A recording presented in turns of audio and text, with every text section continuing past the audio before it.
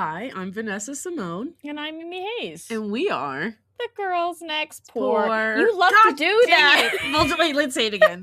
We are The girls next pour. You just leave me hanging. You're like, she can do it on her own. Yeah.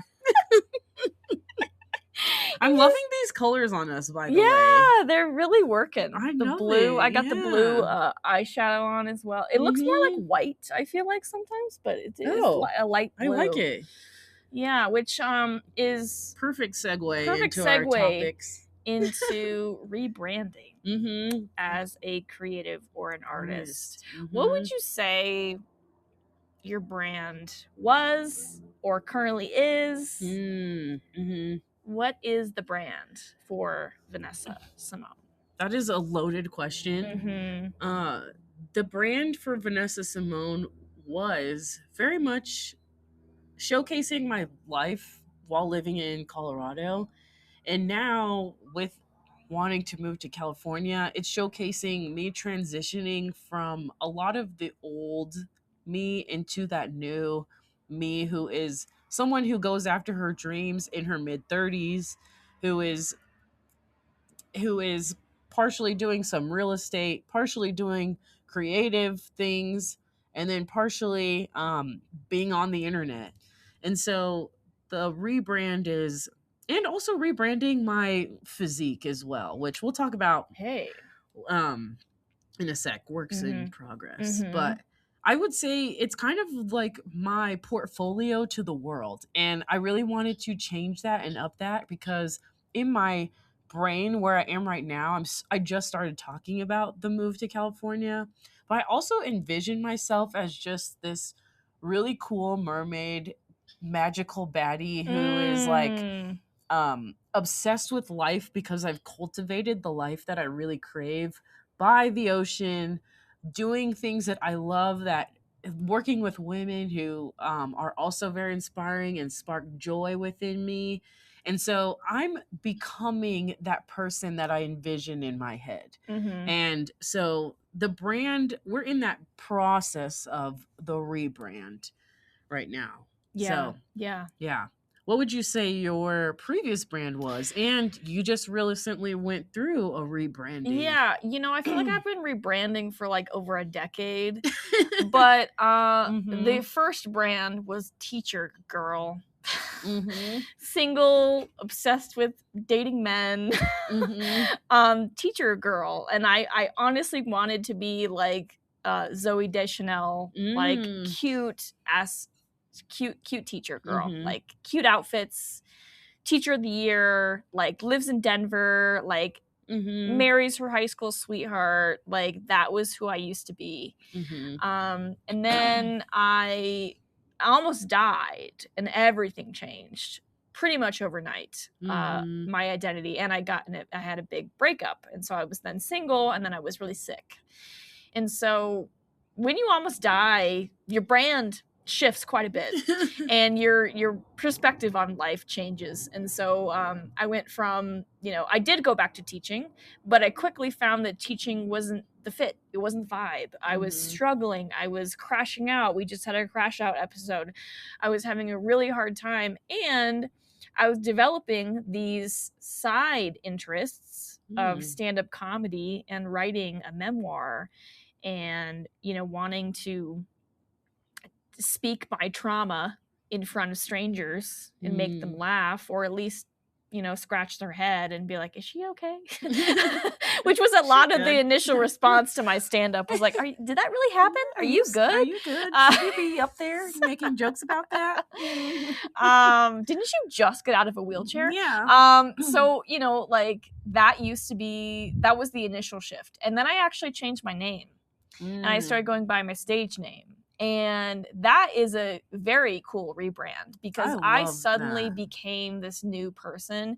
Mimi Hayes was a real person. She was my great grandma or something, or great aunt. And Margaret Hayes, Mimi, she went by Mimi Hayes. And I changed the name because initially when I was teaching, I didn't want my students to find me online. Yeah. And so I started writing under Mimi Hayes. I started performing under Mimi Hayes. But in my work life, I was still my dead name, which I will not tell you.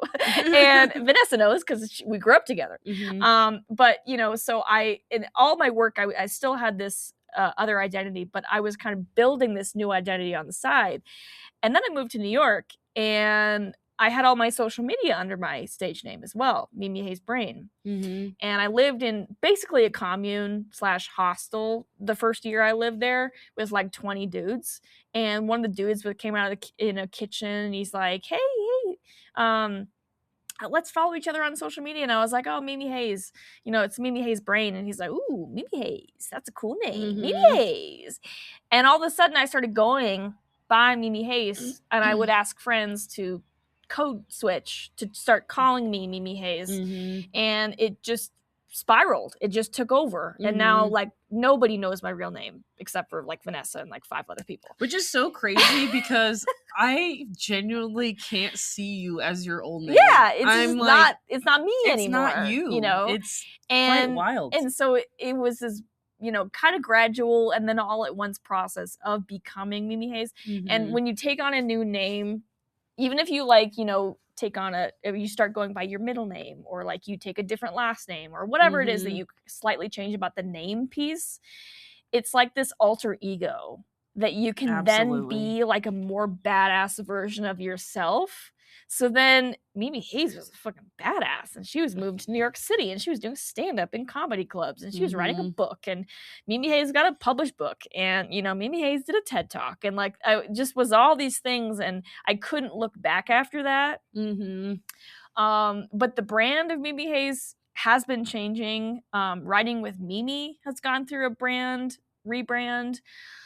Working with our friend Liz to rebuild my website. Now it's been a process of like, what are the brand colors, and what's the brand font, and what's the brand vibe, and like, I'm relaunching my website this weekend, and so like, yay!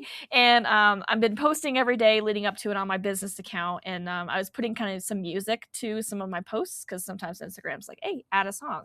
And Liz is like, why'd you pick that song? And I was like, oh, I don't know, I just like the song, you know. And she's like, well, is that a Writing with Mimi song? Is that like a song that goes with the brand? I'm like, I don't know what Writing with Mimi sounds like, actually.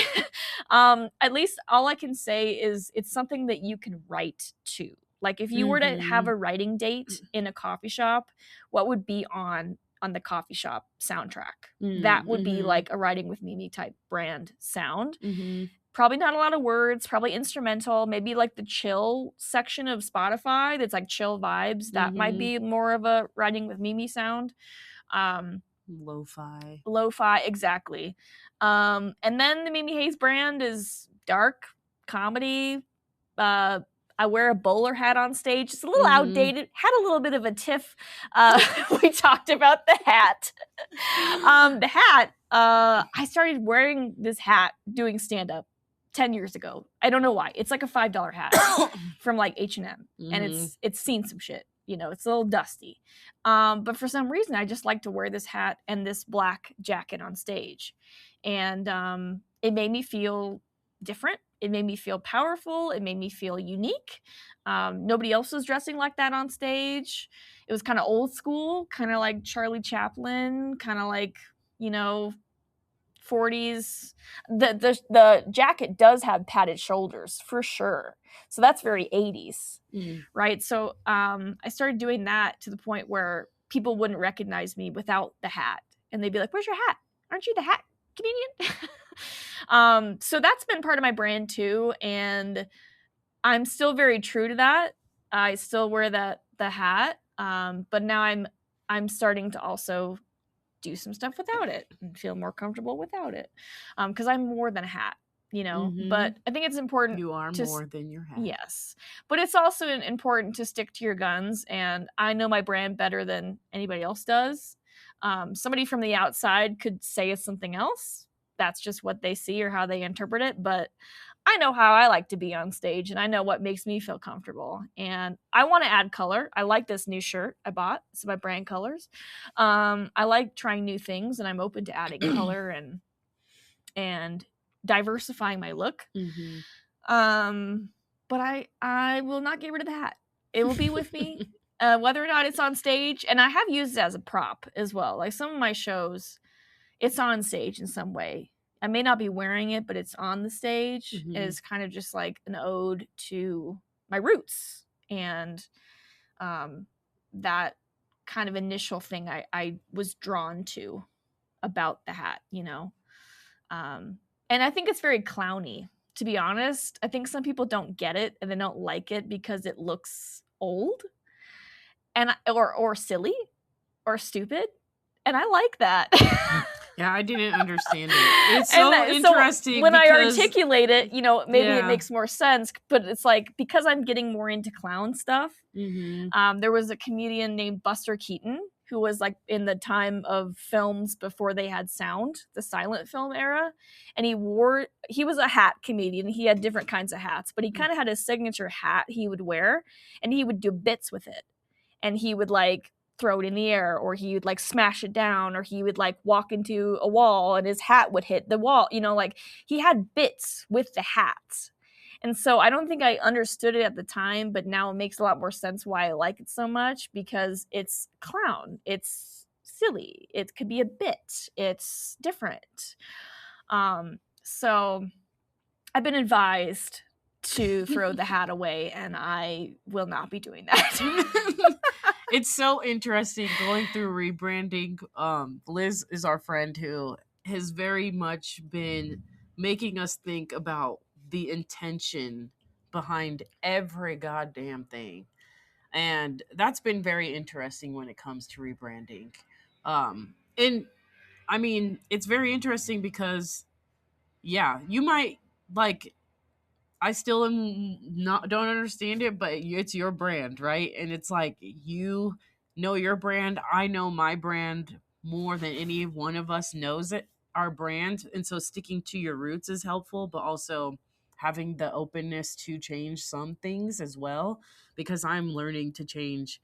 Well, I want to do like a whole new change when I get to LA. Right. In terms of like even the colors and the clothes that I wear. So it's that, so that not only that, but also so that I'm more easily recognizable. And also because of the way that I envision myself, like I want new hair. Who knows? I might do some, I don't know, maybe other physical stuff. But it's very interesting how your branding, especially as an artist, really can differentiate you from the crowd. And because when Liz and I first started working together, I was showing her other creators that I really liked and enjoyed, and she's like, it was helpful to hear her perspective, because she said, yes, well, I love those people that you sent me. However, we need to highlight the way you're different, because a lot of these creators kind of look very similar, and you have this, and this that you can bring to the table to kind of differentiate you from the crowd, so that you can get more opportunities and play into your strengths and play into those things. And so I'm still in the process of rebranding, but the fact that I actually also changed my name, and I actually did that more recently, maybe 2 years ago. And so I was going by my full name, but now I go by Vanessa Simone. And partly that reason is so that my coworkers can't find me. Yeah. And people, because my work life and my creator life are very different people. I like to describe myself as almost the Hannah Montana of the world that I'm living in, because in my work, I'm very much one way, and online and through things like this, I'm more of who my authentic, true personality is. And I just want them separated. Yeah. And that's also partially the reason why I want to do that, is because right now I feel like I have more freedom and autonomy to talk about what I want, because my names aren't tied to one another. Whereas a lot of creators, like, they get almost pigeonholed into not talking about issues that are important to them because their name is also tied to their work or their brand or so. And so it limits their capacity, or it may limit their capacity in what they can discuss. Whereas I feel more free to talk about the things that are going on online. Some of my coworkers might have found me still and I block them, but I will say that my current name, Vanessa Simone, is so me. Like, when I changed it, it was truly a shift in that alter ego, but almost like Beyonce has that Sasha Fierce, right? So when she's on stage, she was Sasha Fierce and she embodies this completely different caricature that is still a part of Beyonce, but is the stage presence or that new person. And I feel as though the Vanessa Simone is the me that's been searching for her true, authentic childhood self that she has been suppressing for so long. Yes. And so the Vanessa Simone just, it feels so good. And I remember last time I was in LA, I would start introducing myself with my full name. Hello, my name is Vanessa Simone. My name is Vanessa Simone. And I've had several people say, wow, what, the name just flows so well. It's like an incredible name. And as does Mimi Hayes. yeah, and so they were even. I've gotten some people say, "You sound like you're meant to be famous, Are or you famous? So, you know." And I was like, "Well, not yet, but you know." And so if you need to change your name, I highly recommend playing around with it. But it has been so freeing having that new name because it is truly more in line with my identity and the identity that I want for myself that gets presented to the world. And so it's truly been a freeing experience. And I don't, because my old name is very much tied to my family, which I love. However, that's just not me. And as an eldest daughter of immigrants, it is, I was just talking to my brother about this, how sometimes I feel the guilt of wanting to stay in their realm or stay in the things that they have provided or stay within their authority because I feel guilty for the sacrifices that they made for us to be here and have this life. And especially being the eldest daughter of immigrant parents who moved here with nothing and, you know, had to build all these things. And so I feel like I have been, um, what's the word? I've been delaying my gratification and myself dreams and myself goals and ambitions because I've almost felt this invisible obligation to stay a part of what they've built. And so by naming myself Vanessa Simone, I have felt so free and more guided in who I am. It's like, what does Vanessa Simone want? You know, what does she clearly, what is her direction that is coming from her heart, her soul, not from these external factors, not from what people may place upon me, but what do I want? And that has been truly liberating and freeing. And it's so funny because the other day, my sister's boyfriend, we were all hanging out, my sister, her boyfriend, and then a few of us. And I have become more of whom I am, even around them. Yeah. And it's so funny because he said, "You might be the freest person I know." Ooh. And that is the best compliment I've ever received because I've always wanted to be as free as I am, but I've been suppressing it. And I can't wait to, in this new chapter, that's partially why I also want to move, is because it's finally me doing something in my new identity. Because when I lived in New York, I was actually in my old identity and I was a completely different person. I was significantly more religious. I was still under the guidance and the almost authority of my family in a way. Whereas now I'm truly breaking off into something for myself. Sometimes I think I'm like the black sheep of my family. Yeah. You too. Yeah. Yeah. And the black sheep isn't understood, right? And I'm actually now okay with being misunderstood, and I'm okay with I might be a disappointment to people. But you know who I'm not disappointing is me. Vanessa Simone is not disappointing because Yes. she's going after her dreams that have been on her heart for so long. And so that identity shift has been just groundbreaking and honestly part of it. We're just at the beginning of the rebrand. So it's been so wonderful to change my name. It's I amazing. love it. And I also feel that same kind of repression when I'm in Colorado. And I do live with my parents who do call me by my old name. And so it's like, I hate that.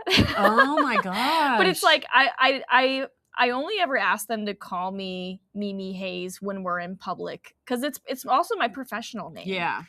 So it's like my brand, my profession, my business. So if I'm on a stage, if I'm doing a keynote, I'm like, "What's my name, Mom?" She's like, "Mimi Hayes." I'm like, "Very good." So like my mom actually called me Mimi the other day just for kicks. She's like, "How's it going today, Mimi?" And that feels like. I wish she would call me that every day, but also I am not really allowed to change it legally because my sister already changed her name. And so they feel very kind of hurt by that because like when your parents choose your name, it's very personal for them and they're like choosing your identity. They're like, this is who you will be. This is going to be your name. I feel like that's an invisible contract. It is, that yeah. You're like still tied to. Yeah, and so like I don't feel any kind of ownership around my old name. It's just what I put on my taxes at this point, and it's on my ID. And like every once in a while somebody finds out and they have their own reaction to it. Sometimes they're like, "Cool, you're like Lady Gaga," Yeah. Her name's not Lady Gaga on her taxes, yeah, right? like. I don't even think Rihanna's is. Yeah, no. I mean, a lot of celebrities have different names, but it's an empowering feeling to choose your own name that you're going to go by and then behave according to how that feels for you. And so, like, I've been way more bold in my life. I would have my old name. She wasn't a comedian. No. She wasn't an author. She wasn't doing any. She was a teacher. I feel like she was timid. She was timid. Yeah, I think I was pretty timid and pretty. Living by the standards of other people. And part of the rebrand is just like breaking free of like the expectations of others and playing by the rules of other people. And, I let people feel their own sort of way if they find out that Mimi Hayes is not my real name. Like, that's on them. If they're uncomfortable or they're like, "You're lying," it's like, well, you're lying, literally every you're lying author, to yourself. Every author even has a fake name, pretty much. Well, back then, back in the day, women couldn't even publish books, so they would take on a male name. That's why J.K. Rowling went by J.K. because she was like, they're not going to know I'm a woman if I just have the initials there. So, and I hate J.K. Rowling. We don't like her. We don't like her. But, she made that move intentionally. And so, like, I feel like the rebrand is a very intentional process. It can take a long time, but it can also be sped up by the nature of, like, moving to a new city. Yes. You meet new people. You behave in a new way. In You're that like, this new is who identity. I want to be. Yes. This is who I identify as. And, I've called you on that too. I'm like, you are not allowed to be in LA and call yourself by your job that you make money as. That's not Vanessa Simone, And so like, I have to play by those same rules and like be my full self and call myself an author, call myself these identities.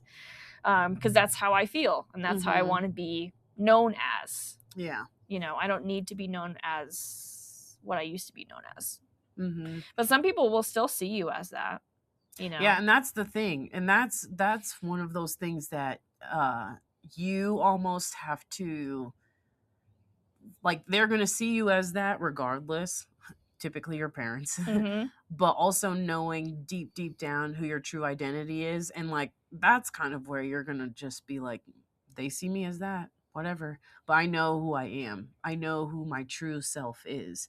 And embodying that true self still, regardless of what they think they named you or whatever. It's like, yeah, you named me and that was perfect for the time when I was under your supervision. But now, wouldn't you be happy to see me as the new me? I'm still your daughter. You know, I'm just different in a little bit of a way. Yeah. So yeah, it's also freeing though, because I feel like my legal name is on, you know, like you said, the tax documents and like all the boring stuff. And my I think that's another part of freedom. My new name is it gets to be on all the fun things. You know? So that's pretty fun. But yeah, people are gonna see you however, but it's also made me very much even more confident in who I am, because it's like, I don't really care what you think about me. This is who I am now. You know, whereas before I would almost feel like I had to uphold this other reputation or this other standard that wasn't in line with who I am. And so it's, yeah. I don't know how this all tied into rebranding, but it did. Well, I think your name is a brand. It absolutely, you know, I think you're, especially when you're in entertainment, your name, if it becomes recognizable, everybody knows what they're getting into when you say Matthew McConaughey. You know, like that's a brand. That's a person, but that's also a brand. And so like if you get to choose your brand, or if you're in the process of rebranding, you know, picking a new name for yourself can be empowering. Doing a new website, changing up your content, changing how you dress, this style. My style has changed over the years. My hair has changed over the years. I used to straighten my hair. That's so crazy. In high school, like I would wake up at 5 a.m. and I would take that wet to straight, that Remington wet to straight, wet to style, and I would fry my hair at 5 a.m. and straighten this sucker down, because curly hair wasn't really cool. It wasn't really in. And you were trying to fit in back in the day. And that's the other thing is, I can't wait for like my new hairstyles. Like one of my dreams is to have like a purple afro that's just long and wavy. It's very mermaid like. I just want to try so many different hairstyles and stuff. But that's the other thing. I think as you truly embody your new identity, you really don't give a crap about looking like everybody else, because you know what you like and you love what you love. Like I saw on the other day on TikTok, this person was saying, who wears heart earrings over the age of 40? And I was like, whoever the fuck wants to. And I feel like it's so funny, because back in the day, she would have been somebody who maybe would have set the tone for what is and what people do and don't do or whatever. And now it's like, I don't really give a crap. You don't like my hair? Goodbye. I don't care. I do not care. And you really have to take everything with a grain of salt, because you know yourself the best, or you're getting to know yourself the best. And so you can try something new and try it on. And if it doesn't fit, you take it off. You know, you change it. But like, I'd never been one to, at least recently, I used to be, you know, I was doing I would dress like every other teenager. I would act like because that's what you do, you know, like that's who you are. But I'm a bit more tomboy. I've always been a bit of a tomboy because I play ice hockey. And so I do like the androgyny. I do like wearing man shoes. I do like wearing, you know, a man's coat. Like sometimes I will dress a little more manly, and I just kind of like that. Like that's just something that I just like, you know. I've never done stand-up wearing a dress. It's not me. You know, I've never done stand-up wearing heels. I don't know if I've ever been encouraged to, but like I've seen people that do it, and that's their own style and that's their own way of doing things. And so like I have to wear something I can move in, you know, because I like to roll around on stage. So I'll often wear like sneakers, you know, for a stand-up set, or pants, or, you know, my Oxford shoes, you know. And so like you get to decide what it is that you like and don't like. And everyone's going to always have their own opinion about it. And they may say that's out of style. They may say that looks ugly. I don't get it. And that's fine. You know, because it's your brand. And ultimately, it's your brand. Up to you. And you're going to find your audience who loves you for who you are. And you don't need to do anything to find them, but be yourself, if that makes sense. Absolutely. I don't even know what's trending anymore because I'm just like I so feel out of like touch. I know.